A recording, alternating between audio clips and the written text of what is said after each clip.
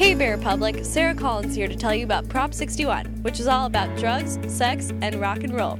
Okay, not really the last two. It's just about drugs. 61's goal is to lower the rate at which California state agencies buy drugs from pharmaceutical companies. According to the U.S. Department of Health and Human Services, pharmaceutical drug spending in 2015 was about $457 billion, or about 17% of total healthcare spending in the United States.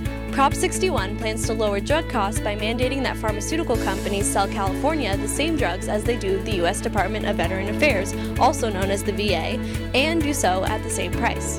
But it's a bit more complicated than that. Drugs are not always sold at the same price because each buyer negotiates a contract. The VA usually gets drugs at a price cheaper than other groups do. In a Prop 61 advocate's ideal world, pharmaceutical companies would comply and charge California the same rate for drugs as they charge the VA. But according to the California Legislative Analyst's Office, that's only one of the bill's several possible outcomes if it passes. One thing that could happen is drug companies could comply but raise prices on other drugs not purchased by the VA to make up for missed profit margins. Pharmaceutical companies could also refuse to comply, and the state can't really force them to.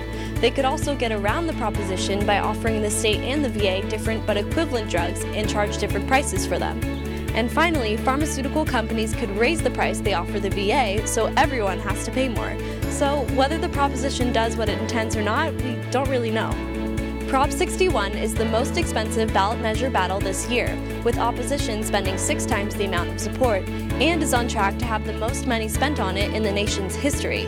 Whatever you decide about Prop 61, that's yes to tie CA drug prices to the VA, no to keep them separate. You can give California a penny for your thoughts when you vote on Tuesday, November 8th.